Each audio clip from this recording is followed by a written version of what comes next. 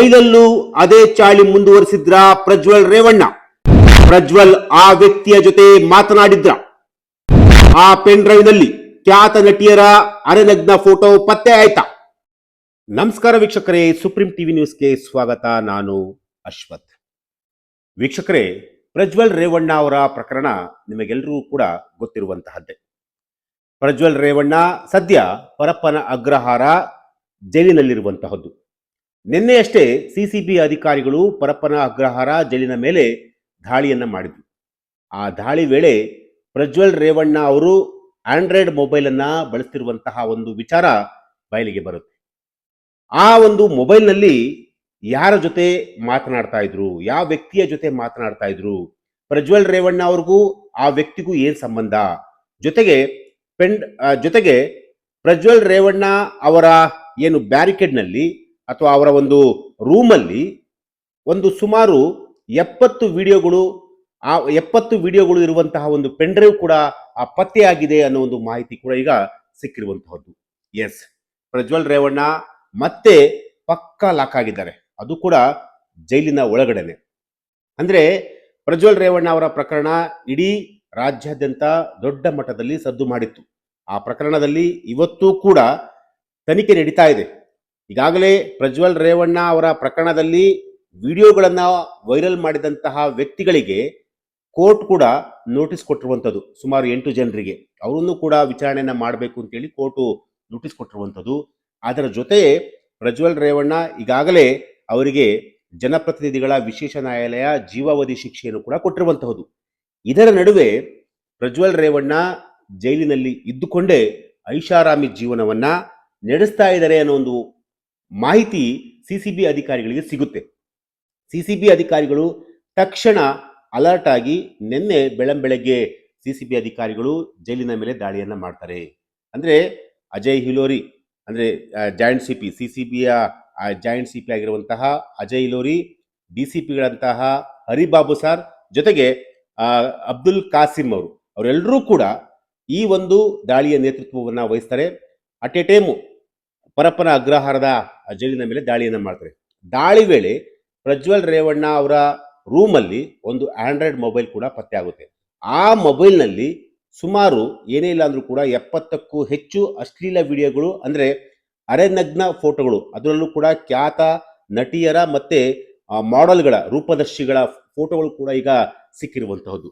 ಸದ್ಯಕ್ಕೀಗ ಪ್ರಜ್ವಲ್ ರೇವಣ್ಣ ಅವರ ಪ್ರಕರಣ ಈಗ ಗಂಭೀರವಾದಂತಹ ಒಂದು ವಿಚಾರ ಕೂಡ ಆಗಿರುವಂಥದ್ದು. ಯಾಕೆಂತಂದ್ರೆ ಈಗಾಗಲೇ ದರ್ಶನ್ ಅವರ ಪ್ರಕರಣ ಯಾವ ರೀತಿಯಾಗಿ ತನಿಖೆ ಆಗ್ತಾ ಇದೆ, ಏನೆಲ್ಲ ಡೆವಲಪ್ಮೆಂಟ್ಗಳು ಆಗ್ತಾ ಇದೋ, ಸೊ ಅದೇ ರೀತಿಯಾಗಿ ಪ್ರಜ್ವಲ್ ರೇವಣ್ಣ ಅವರ ಪ್ರಕರಣದಲ್ಲೂ ಕೂಡ ಈಗ ತನಿಖೆ ಆಗ್ತಿರುವಂಥದ್ದು. ಅಂದ್ರೆ ಈಗ ಏನು ಗೃಹ ಸಚಿವರಾಗಿರುವಂತಹ ಪ್ರಿಯಾಂಕ ಖರ್ಗೆ ಅವರು ಕೂಡ ಒಂದು ಸ್ಟೇಟ್ಮೆಂಟ್ ಅನ್ನು ಕೊಟ್ಟಿರುವಂಥದ್ದು. ಅಂದ್ರೆ ಈ ಒಂದು ದಾಳಿಯನ್ನ ಮಾಡಲಿಕ್ಕೆ ನಾನೇ ಕಾರಣ, ಅಂದ್ರೆ ನನಗೆ ಒಂದಷ್ಟು ಇಂಟು ಸಿಕ್ಕಿತ್ತು, ಪ್ರಜ್ವಲ್ ರೇವಣ್ಣ ಏನ್ ಮಾಡ್ತಾ ಇದಾರೆ, ಜೊತೆಗೆ ಜೈಲಿನಲ್ಲಿ ಕೆಲವು ಕೈದಿಗಳು ಏನ್ ಮಾಡ್ತಾ ಇದಾರೆ, ಅದ್ರ ಬಗ್ಗೆ ನನಗೆ ಒಂದಷ್ಟು ಮಾಹಿತಿ ಇತ್ತು.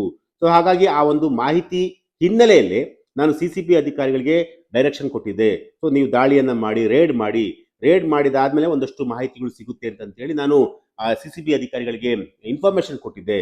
ಸೊ ಆ ಒಂದು ಹಿನ್ನೆಲೆಯಲ್ಲಿ ಈಗ ಈ ಒಂದು ದಾಳಿ ನಡೆದಿರ್ಬೋದು ಅನ್ನೋದು ಈಗ ಪ್ರಿಯಾಂಕ ಖರ್ಗೆ ಅವರು ಕೂಡ ಈಗ ಆ ಒಂದು ದಾಳಿಯ ಬಗ್ಗೆ ಸ್ಪಷ್ಟನೆಯನ್ನ ಕೂಡ ಈಗ ಕೊಟ್ಟಿರುವಂಥದ್ದು. ಇಲ್ಲಿ ಪ್ರಜ್ವಲ್ ರೇವಣ್ಣ ಯಾರ ಜೊತೆ ಮಾತನಾಡ್ತಾ ಇದ್ರು ಮೊಬೈಲ್ನಲ್ಲಿ, ಅವರು ಸುಮಾರು ಒಂದು 17 ಸೆಕೆಂಡು ಮಾತನಾಡಿರುವಂತಹ ಒಂದು ವಿಡಿಯೋ ಈಗ ವೈರಲ್ ಆಗಿರುವಂಥದ್ದು. ಅದರಲ್ಲಿ ಒಂದಷ್ಟು ಮಾತುಕತೆಯನ್ನ ಮಾಡ್ತಾರೆ. 17 ಸೆಕೆಂಡು, ನಾನು ಮೊನ್ನೆ ಕಾಲ್ ಮಾಡಿದ್ದೆ, ಮತ್ತೆ ಅಗೇನ್ ಕಾಲ್ ಮಾಡುವಂತ ಕೇಳಿದ್ರು.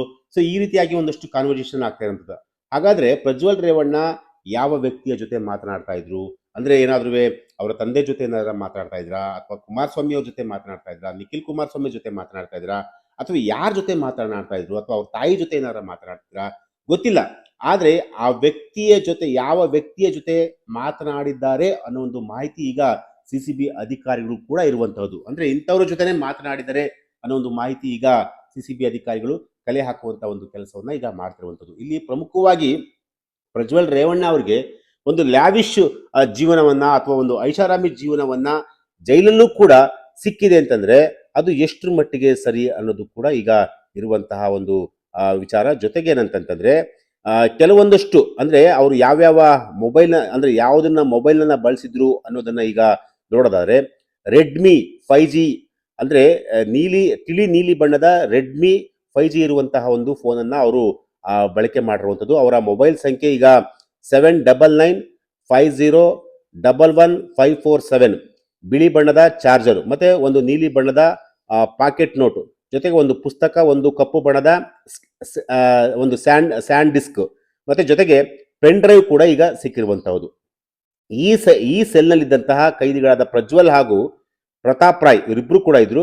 ಈ ಬಗ್ಗೆ ವಿಚಾರಣೆ ನಡೆಸಿದಾಗ ಪ್ರಜ್ವಲ್ ಅವರು ನೋಟ್ ಪುಸ್ತಕ ತಮ್ಮದೆಂದು ಈಗ ಅವರೇ ಒಪ್ಕೊಂಡಿರುವಂಥದ್ದು. ಜೊತೆಗೆ ಮೊಬೈಲು, ಚಾರ್ಜರು ಈಗಾಗಲೇ ಈ ಒಂದು ಪ್ರಕರಣವನ್ನ ತುಂಬಾ ಗಂಭೀರವಾಗಿ ತೆಗೆದುಕೊಂಡಿರುವಂತಹದ್ದು. ಅಂದ್ರೆ ಜೈಲಿನ ಅಧಿಕಾರಿಗಳಾಗಿರುವಂತಹ SP ಅಂದ್ರೆ ಅನೂಪ್ ಕುಮಾರ್ ಅವರಿಗೆ ಈಗ ನೋಟಿಸ್ ಅನ್ನು ಕೊಟ್ಟಿರುವಂಥದ್ದು. ಜೊತೆಗೆ ಒಬ್ಬ ಅಧಿಕಾರಿಯನ್ನ ಈಗ ಸಸ್ಪೆಂಡ್ ಮಾಡಿರುವಂಥದ್ದು. ಅಲೋಕ್ ಕುಮಾರ್ ಅವರು ಈ ಒಂದು ಪ್ರಕರಣವನ್ನ ಈಗ ತುಂಬಾ ಸೀರಿಯಸ್ ಆಗಿ ತೆಗೆದುಕೊಂಡಿದ್ದಾರೆ. ಯಾಕೆಂತಂದ್ರೆ ಅವರೇ ಈಗ ಮೈನ್ ADGP ಆಗಿರುವಂಥದ್ದು. ಸೊ ಹಾಗಾಗಿ ಅವರು ಇರುವಂತಹ ಸಂದರ್ಭದಲ್ಲಿ ಪ್ರಜ್ವಲ್ ರೇವಣ್ಣ ಅವರಿಗೆ ಒಂದು ಐಷಾರಾಮಿ ಜೀವನ ಅಥವಾ ಐಷಾರಾಮಿ ವಸ್ತುಗಳು ಎಲ್ಲವೂ ಕೂಡ ಸಿಕ್ಕಿದೆ ಜೈಲಲ್ಲಿ ಅನ್ನೋದು ಈಗ ಪತ್ತೆ ಆಗಿರುವಂಥದ್ದು. ಸೊ ಹಾಗಾಗಿ ಅವರ ಒಂದು ಇಮೇಜ್ಗೂ ಕೂಡ ತುಂಬಾ ಡ್ಯಾಮೇಜ್ ಆಗುವಂತಹ ಒಂದು ಸನ್ನಿವೇಶ ಈಗ ಎದುರಾಗಿರುವಂಥದ್ದು. ಸೊ ಈ ಒಂದು ನಿಟ್ಟಿನಲ್ಲಿ ಅಲೋಕ್ ಕುಮಾರ್ ಅವರು ಯಾರೇ ಈ ಒಂದು ಪ್ರಕರಣದಲ್ಲಿ ಇನ್ವಾಲ್ವ್ ಆಗಿದ್ರು ಕೂಡ ಅವ್ರ ಮೇಲೆ ನಿರ್ದಾಕ್ಷಿಣ್ಯವಾಗಿ ಕ್ರಮವನ್ನು ಕೂಡ ತೆಗೆದುಕೊಳ್ತೀವಿ ಅಂತ ಹೇಳಿ ಈಗ ಅಲೋಕ್ ಕುಮಾರ್ ಅವರು ಕೂಡ ಹೇಳಿರುವಂಥದ್ದು.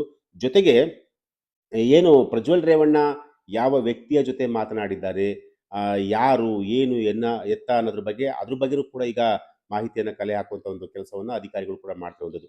CCB ಅಧಿಕಾರಿಗಳು ಈ ಒಂದು ಪ್ರಕರಣವನ್ನ ಈಗ ಸೀರಿಯಸ್ ಆಗಿ ತೆಗೆದುಕೊಂಡಿದ್ದಾರೆ ಅವರು ಕೂಡ. ಸೊ ಅವರು ಕೂಡ ಆ ಒಂದು ಕೆಲಸದಲ್ಲಿ ಈಗ ಪತ್ತೆ ಹಚ್ಚುವಂತ ಒಂದು ಕೆಲಸವನ್ನು ಕೂಡ ಮಾಡ್ತಿರುವಂಥದ್ದು. ಎಸ್, ಇದು ಇವತ್ತಿನ ಒಂದು ವಿಚಾರ. ನಾಳೆ ಮತ್ತೊಂದು ವಿಚಾರದೊಂದಿಗೆ ನಾನು ನಿಮ್ಮನ್ನ ಭೇಟಿ ಆಗ್ತೀನಿ. ನಿರಂತರ ಸುದ್ದಿಗಾಗಿ ನೋಡ್ತಾ ಇರಿ supreme TV news. Thank you.